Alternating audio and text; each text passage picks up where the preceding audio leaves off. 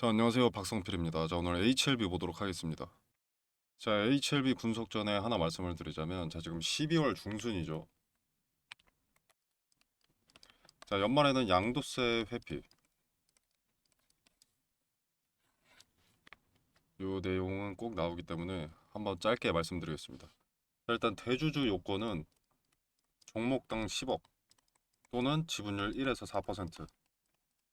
자, 양도세 회피를 위해서 12월 27일까지 매도해서 보유액을 낮추는 경향을 띠게 됩니다. 쉽게 말해서 돈 많은 놈들은 세금을 줄여야 되기 때문에 대주주 요건을 충족하지 않게 하기 위해서 매수세가 좀 집중된다는 의미입니다.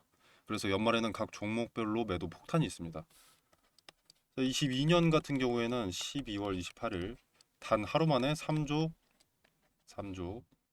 1587억이 매도됐습니다. 자, 그리고 이제 연말 연초에 돈 쓸 일이 좀 많죠. 대한민국 민족 최대 명절인 설, 구정에 현금을 좀 많이 쓰기 때문에 현금화하는 경향도 배제할 수 없습니다. 자, 그로 인해서 연말에는 주가가 전체적으로 약세인 경향이 짙다는 것 말씀드리고 넘어가겠습니다.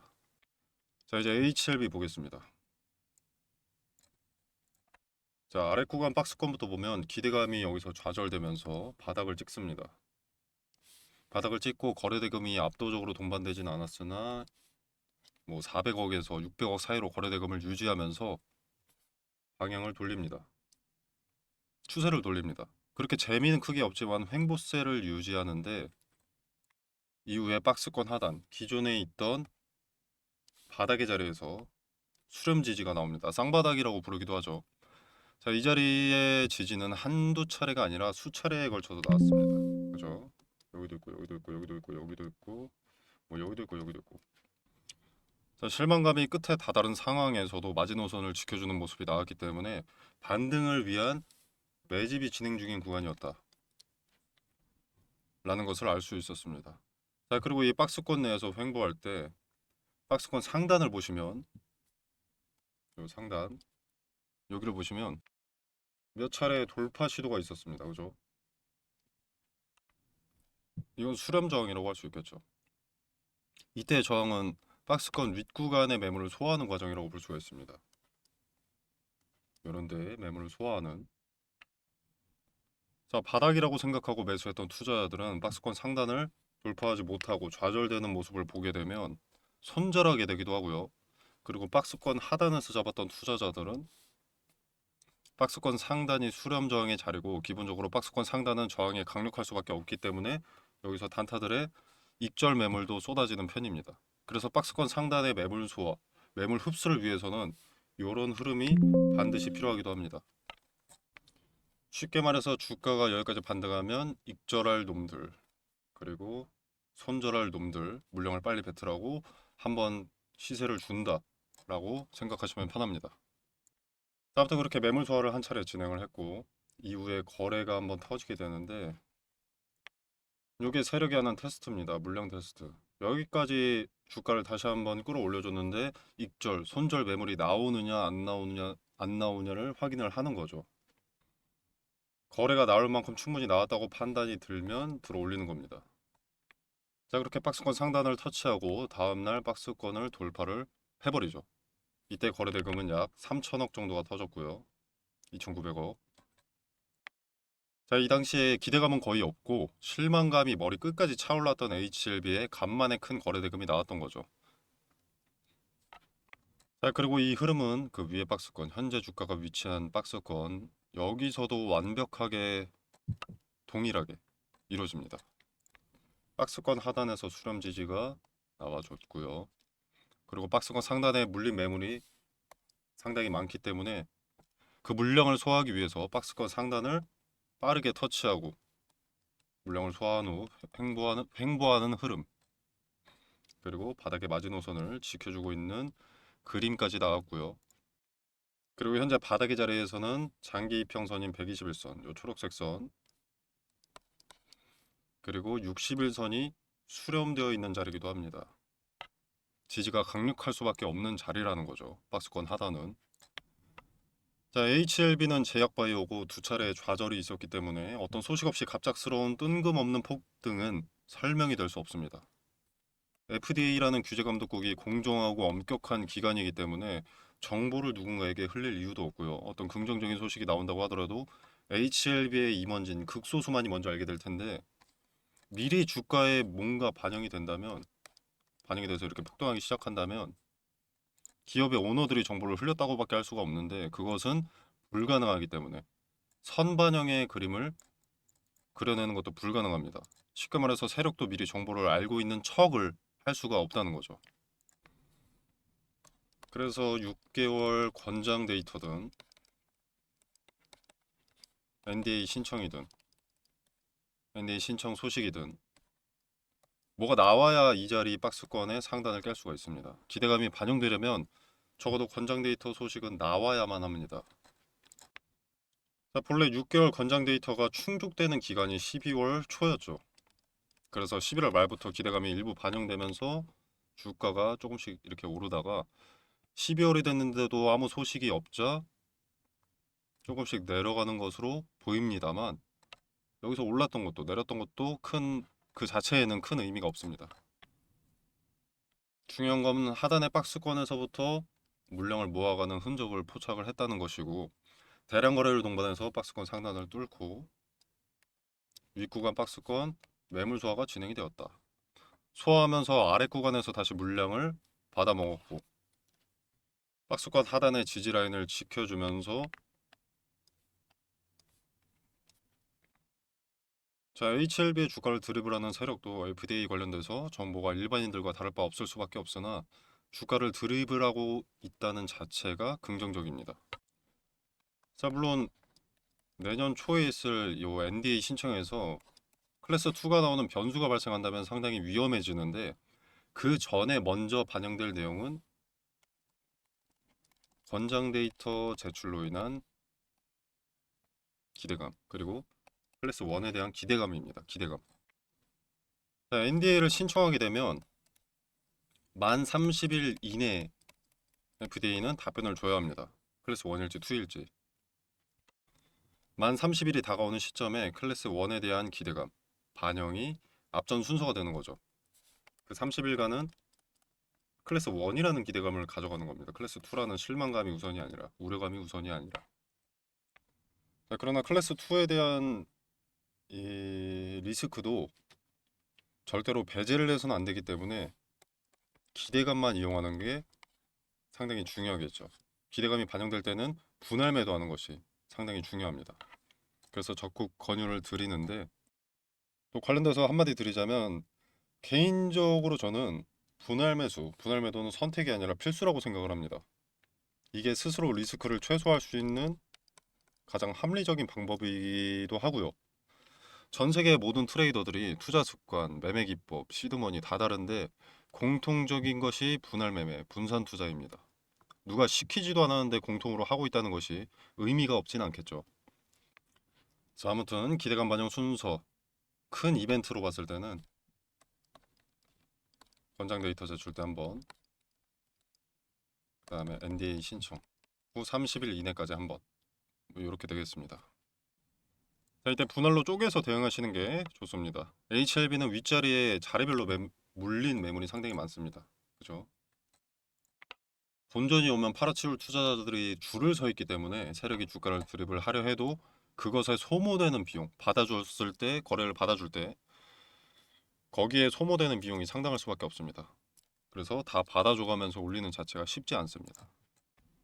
조정이나 매물 폭탄 없이 폭등을 하려면 물린 투자자들의 투심이 긍정적으로 바뀌어야 합니다. 대다수가. 근데 HLB라는 종목은 그럴 수가 없습니다. HLB의 주주들은 이미 뒤통수가 얼얼하기 때문에 본전이 오면 주가 하락에 힘을 보태게 될 투자자들이 상당히 많을 수밖에 없어 보인다는 게 개인적인 생각이고요. 이건 뭐 근거가 있는 소리는 아니기 때문에 한 귀로 흘려 들으셔도 되는데 그게 아니더라도 기대감이 반영될 때는 분할 매도로 대응하시는 것이 좋습니다. 자, 주가가 오르면 오를수록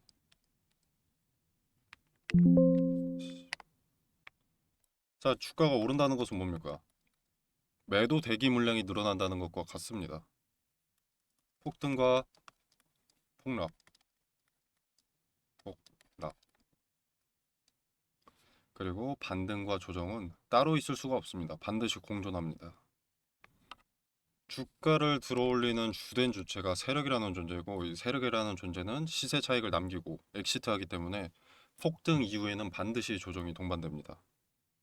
자, 근데 우리는 이들의 엑시트 타점을 아주 명확하게는 알 수 없기 때문에 기대감에 어느 정도 근거가 있는 수렴 저항이나 의도가 내포된 대량 거래, 분할 매도를 하는 거죠. 왜? 우리 스스로 리스크를 축소하기 위해서. 자, 분할 매도 타점, 분할 매수 타점, 그리고 그 타점은 무슨 근거로 잡았는지 디테일을 설명드리겠습니다. 이 부분은 현재 발생하지 않은 부분이지만 의미 있는 가격대들을 말씀을 드려서 경우의 수를 말씀드리도록 하겠습니다. 또 H1에서 상당히 중요한 가격대, 그리고 거래가 동반됐을 때 그것이 무엇을 의미하는지 설명드리면서 대응에 도움이 될 수 있는 내용들을 소통방에서 말씀드리도록 하겠습니다. 자, 그리고 차트 한번 다시 보시면 이 갈색 선 보이시죠? 여기에 매물이 포진해 있는 자리, 가장 많이 포진해 있는 자리를 지표로 만들어 놓은 겁니다. 자, 현재 매물대가 가장 많이 포진해 있는 자리를 저항으로 두고 있죠. 현재 주가가 여기 있으니까 저항으로 두고 있는데, 그 위에 보면 요 회색의 이평선 241선입니다. 장기 이평이죠. 241 이평선의 의미는 240일간의 장기 매물이라는 말과 같다고 볼 수가 있는데, 그렇다는 것은 이 자리에 저항이 셀 수밖에 없다는 것을 의미합니다. 그래서 이 자리를 터치를 할 때는 매물을 소화하는 그림이 먼저 나와줄 겁니다. 240일간의 장기 매물이라고 했었죠. 이런 것처럼 매물 소화하는 그 흔적이 먼저 포착이 되어야 합니다. 올라가기 위해서는 장기 매물을 소화를 해야 되기 때문에 여기를 터치하고 이런 흐름, 거래는 동반이 돼야 되고요. 만약에 여기서 저항 맞고 쭉 내려가면 그냥 끝나는 건데, 저항 맞고 이후 흐름을 지켜봤을 때 의미가 있는 자리에서 이렇게 내려가지 않고 뭐 옆으로 이동한다면 그건 저항의 자리에서 매물을 소화하고 아래 구간에서 다시 물량을 흡수하고 있다라는 걸 알 수 있게 되는 거죠. 그러고 나서 이렇게 대량 거래가 동반되면 상방으로 주가 드립을 시작한다라는 그 의도를 캐치할 수 있습니다. 요 흔적을 포착하면 분할 매수 타점을 우리가 알 수 있는 거죠. 그리고 방망이 짧게 주고 단기 대응하시는 분들, 매물을 소화하려면 어쨌거나 천장을 찍고 내려옵니다. 그러면 단기 대응을 하실 분들은 여기서 분할 매도 하면 되겠죠. 그래서 이 포인트들을 찾을 수 있다면 분할 매수 타점도, 분할 매도 타점도 윤곽이 잡히는 겁니다. HLB 대응뿐만 아니라 타 종목도 마찬가지입니다. 소통방에서는 그 디테일을 확인해 보실 수 있으실 겁니다. 자, 이 박스권 내에서 횡보하고 있다는 자체가 기대감이 소멸하지는 않았다는 의미입니다. 매수나 매도나 어느 한쪽으로 치우치지 않았기 때문에 위험한 시점도 아니라는 거고요. 재미없거나 소식 없으면 투심이 부정적이어지는 것은 맞으나 절대 다수의 투자자들이 행동을 취하고 있지 않다는 의미입니다. 그죠? 물론 여기에 주가를 주도하는 주체인 세력도 포함이기 때문에 세력이 행동하지 않는 자체가 아직 팔 때는 아니라는 거고요. HLB는 현재 최소 두 가지의 기대감이 있습니다. 물론 NDA 이후에 만 30일 이내에 클래스 1이냐 2냐에 따라서 기대감으로 이어질지 실망감으로 전환될지 갈리겠지만, 그 전에 권장 데이터 제출과 NDA 신청 자체에 대한 기대감은 반영될 수밖에 없습니다. HLB가 믿음직한 기업이라고 보기는 좀 어려운 종목이고, 승인이 100%라는 전제는 있을 수 없기 때문에 그 두 가지 기대감에 분할로라도 매도해서 이익은 챙겨가시길 권유드리고요. 타점 같은 경우에는 소통방에서 당시 상황과 근거에 맞춰서 언급드리도록 하겠습니다. 자, 그리고 기대감 반영을 위해서 도구로 사용될 내용이 하나 더 있습니다. 자, 바로 리라프 그라티닙인데요. 쓸모없는 재료는 아니지만 뭐 그렇게 대단한 재료는 아닙니다. 사실 투심이 무너진 HLB를 살려낼 재료까지는 아닙니다. 근데 리라프 그라티닙 관련된 뉴스를 도구로 사용할 겁니다. 도구. 투심이 살아나는 것처럼 상승 탄력을 받는 도구로 사용할 가능성이 꽤 있습니다. HLB가 한다기보다는 HLB의 주가를 주도하는 주체인 세력이 리라프 그라티닙 이슈를 도구로 사용할 가능성이 높은 거죠. 자, 내년 초에 아스코에서 리라프 그라티닙 내용이 발표가 될 텐데요. 자, 이때 주가 상승을 연출해내면 개인들은 리라프 그라티닙이 꽤나 굵직한 재료인 것으로 보고 탑승할 수 있습니다. 자, 이러면 투심도 긍정적으로 돌려낼 수 있고요. 개인들의 매수세도 유도하면서 개인들 평단도 조금씩 높일 수 있는 거죠. 이러면 세력이 더 큰 돈을 써서 매물 소화를 했어야 됐던 것을 최소한의 자금으로 만들어내는 효과를 가져갈 수 있기 때문에 리라프그라티닙을 반드시 재료로서 돋보이게 연출을 할 겁니다. 자, 그래서 내년에 아스코에서 리라프그라티닙 관련 언급이 있을 때 주가가 어떻게 움직이는지, 그 당시에 강력한 저항의 자리, 지지의 자리는 어디인지, 그리고 뉴스가 동반된 시점에 그 자리에 닿았을 때 어떤 제스처가 나오는지 확인하면 의도를 어느 정도 캐치할 수 있습니다. 자, 말씀드리는 근거 지켜보시면서 대응하셔서 손실이더라도 손실 최소화, 수익이라면 수익 극대화를 도울 수 있도록 소통방에서 디테일을 설명드리겠습니다. 자, 그리고 밑에 박스권 때는 지금보다 전망이 밝아 보이지 않았습니다. 더 어두웠죠, 당연히. 근데 아래 구간 36,000원에 저는 매수해야 된다고 강조했습니다. 제 지난 영상을 시청해 주신 분들이라면 알고 계실 거고요. 지금 그 흐름과 같습니다. 박스권 하단 지지 확인과 상단의 매물 소화 과정을 거쳐서 사소한 이슈를 빌미로 급등시킨 흐름이 완전히 똑같고요. 자, 요때는 LMR의 이 투자자금 유치가 도구였지만 여기를 돌파할 때는 리라프그라티닙이나 6개월 건장 데이터가 천장을 뚫을 도구가 되어 줄 겁니다. 자, 소통방 참여는 영상 설명란에 보시면 여기 더보기 버튼이 있습니다. 이 버튼을 누르시면 링크를 기재를 해뒀고요. 이 링크를 타서 들어오시면 이런 창이 하나 뜹니다. 약간의 설문조사가 있고요. 원하시는 거 체크해 주신 다음 모두 체크해도 상관없습니다. 그리고 이제 연락처 기재해 주시고 제출 눌러주시면 소통방에 참여가 가능하십니다. 자, 이 공간 안에서는 트레이딩 관점에서의 디테일과 근거 말씀드리고 타점도 말씀을 드릴 텐데 기본 전제 분할 매수, 분할 매도고요. 당연히 무료입니다. 이 공간 안에서 제공되는 정보는 일체의 금전을 요구하지 않습니다. 자, 그리고 HLB 관련 뉴스나 공시 분석도 다루고 있으니까 필요하신 분들은 투자에 도움이 될 정보 받아보시면 되겠습니다.